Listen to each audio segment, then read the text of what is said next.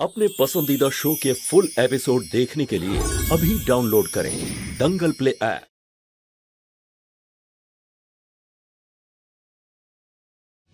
Good morning সোনা বাবু।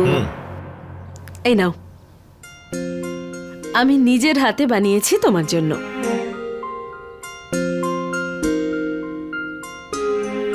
একটা কথা বলি, আমাদের ছেলেরা খুব মন দিয়ে কিন্তু কাজ করছে। তুমি যদি ওদের একটু সাহায্য করো তাহলে সেটা ওদের জন্য ভালো হবে, তাই না? আরে ললিতা, লাকি আর ভিকির আমার সাহায্যের প্রয়োজনটা কোথায়? এরকম কেন বলছো? রঞ্জু আর ওর মেয়েরা তোমাকে এক ফোঁটাও সম্মান করে না। ওদের উপর রাগটা আমাদের উপর কেন ফলাচ্ছ? রঞ্জু আর ওর মেয়েরা তো সবসময় সুযোগ খোঁজে তোমায় অপমান করার। ভুলে যাও না ওদের কথা। ভুলতেই তো পারছি না ললিতা। এই রঞ্জু আর ওর ওই মেয়েরা সবসময় আমার সঙ্গে এমনটা কেন করে? গুড্ডু বাবু, একলা একলা সব জুস খেয়ে নেবে না বন্ধুকেও একটু দেবে? বৌদি, আর 2 গ্লাস বানাতে বলুন। হ্যাঁ, এখানে বসেই খাবো। কি বন্ধু ভাই, সবার আগে তোমাকে অনেক অনেক অভিনন্দন। মিষ্টি এনেছি তোমার জন্যে, আমাদের বিশেষ। আর ওই মেয়েটা, আরে কি যেন, হ্যাঁ, শালুর সঙ্গে সব ঠিক হয়ে গেছে।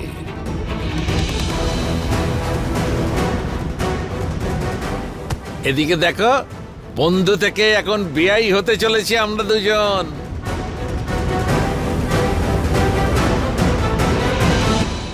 এখন মনে পড়েছে যে আমরা বন্ধু? হ্যাঁ, ছেলের আশীর্বাদে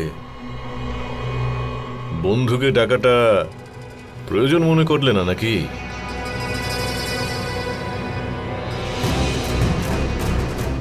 আর এমনিতেও ওদের দুজনের বিয়ের সিদ্ধান্ত আমরা আগেই নিয়েছিলাম, তাই না? যাকে বাদ দাও এসব কথা। সত্যি বলতে কি গুড্ডু বাবু, ছেলের এই প্রেমের ব্যাপারে বাধ্য হই আমাকে হ্যাঁ বলতে হয়েছে। আর তারপর তোমাকে দেওয়া কথাটার ব্যাপারেও মনে পড়ে গেল। সেই জন্যই আর কি, আমরা তো বিয়ের জন্য আগে থেকেই তৈরি ছিলাম, আর এবার আরো বেশি তাড়া পড়ে গেছে। সত্যি কথা বলতে দাদা, এই ব্যাপারে আমাদেরও মনে দুঃখ আছে। আরে যে সম্পর্কটা আপনি নিয়ে গেছিলেন সেখানে আপনি নেই, আর ওরা ওখানে আপনার কথা একবারও বলল না, একবারও মনেই করেনি। আর আপনি আসেননি বলে আর ইনিও যাননি আশীর্বাদে। হ্যাঁ, আমাকে তো যেতেই হয়েছে না, ছেলের মুখ চেয়ে আমাকে রাজি হতে হয়েছে। কিন্তু হ্যাঁ, আজ আমি একটা কথা পরিষ্কার বলছি যে শালু আমার বাড়ির বউ হতে চলেছে, কিন্তু বাকি সম্পর্ক আমি আপনাদের সঙ্গেই রাখবো, হ্যাঁ, ওদের সাথে নয়। গুড্ডু বাবু, এই নির্মলা যা বলছে একদম ঠিক কথা। যা হবার ছিল তাই তো হচ্ছে, ব্যাস, আর কি করতে পারি? সত্যি কথা দাদা, আমি নিজেই নিজেকে এই বলে সান্ত্বনা দিচ্ছি যে মেয়েটা তো আপনার না। আর হ্যাঁ, আমি ওদের পরিষ্কার বলে এসেছি যে কন্যা সম্প্রদান আপনিই করবেন। হ্যাঁ, দেখুন এবার কি করে ওরা। নির্মলা দেবী, আমি শুধু ঈশ্বরের কাছে এটাই চাই যে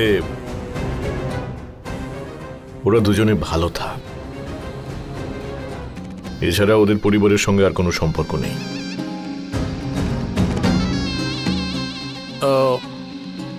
এই বিয়েটার পর গুড্ডু দাদা, আমরাও না কোনো ব্যাপারে নাক গলাবো না। হ্যাঁ, এইটা হবে যে আজীবন আমাদের বিয়ের সম্পর্ক একভাবে বজায় থাকবে।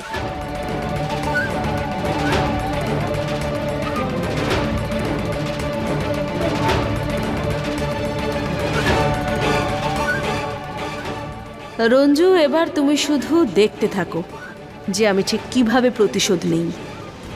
তুমি আর তোমার মেয়েরা ঘুণাক্ষরেও বুঝবে না যে তোমাদের সাথে ঠিক কি হতে চলেছে।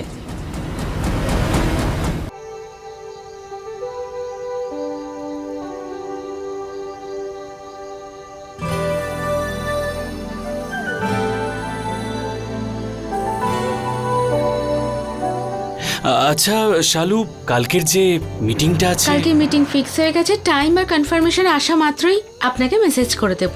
ওকে? ওকে। শালু, আর ওই ভুবন কাকাকে বলে দিয়েছেন যে কালকে ওনাকেও থাকতে হবে, খুব জরুরি। হ্যাঁ বিশেষ বাবু, বলে দিয়েছি। শালু,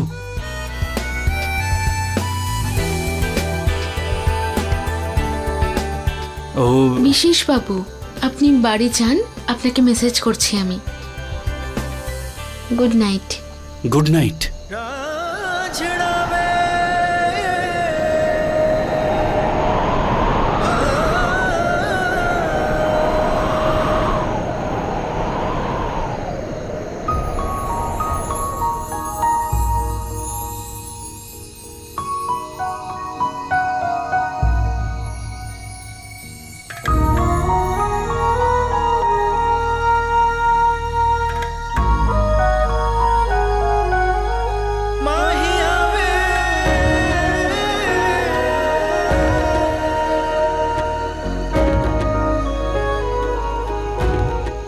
আমি জানি বিশেষ বাবু, আপনি আমায় খুব ভালোবাসেন।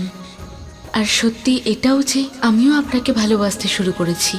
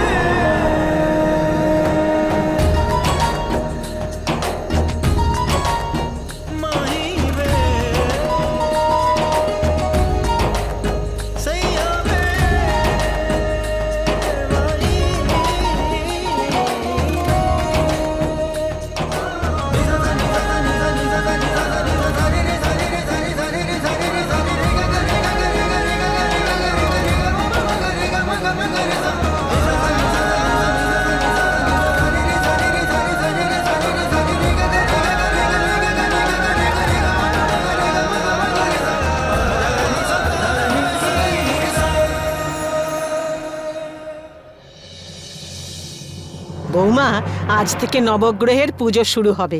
সেই জন্য সবার প্রথমে ভগবান গণেশের নাম নিয়ে তারপরে সূর্যদেবকে পুজো করতে হবে। আর মনে আছে তো, শালুকে আজ পুরো দিন উপোস থাকতে হবে।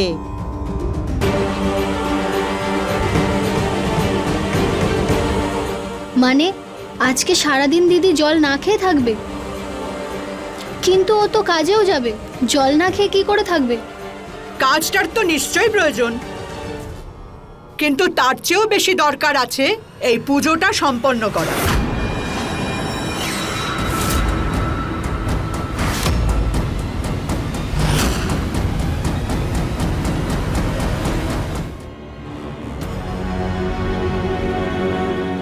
মা, এটা 7টা কুয়োর জল। ঠাকুরমশাই বলেছেন এই জল দিয়ে বৌমাকে নিয়ম মেনে স্নান করতে হবে এই উঠোনে।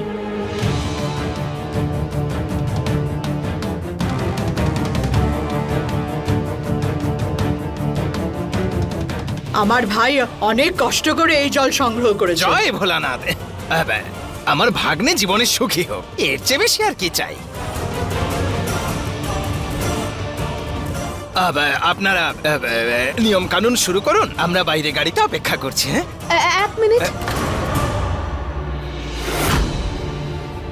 নির্মলা দেবী, এই ঠান্ডার মধ্যে যদি আমার শালু বাইরে বসে ভাবে স্নান করে, ও শরীরটা খারাপ হয়ে যাবে না? এটা কি কথা বলছেন রঞ্জুদি? যখন গ্রহের দোষ হয়েছে তখন তো খণ্ডন করতেই হবে। ঠাকুর মশাই যা বলেছেন সব সেই রকমই করতে হবে। এই নিয়ম কোনোভাবেই পাল্টানো যাবে না।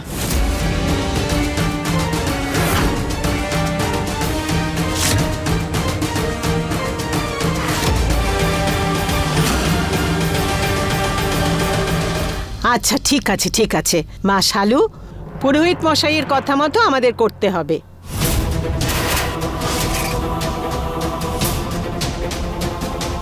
জয় ভোলানাথ। মা, নিয়ম যত মন দিয়ে পালন করবে তার ফল ততটাই ভালো হবে।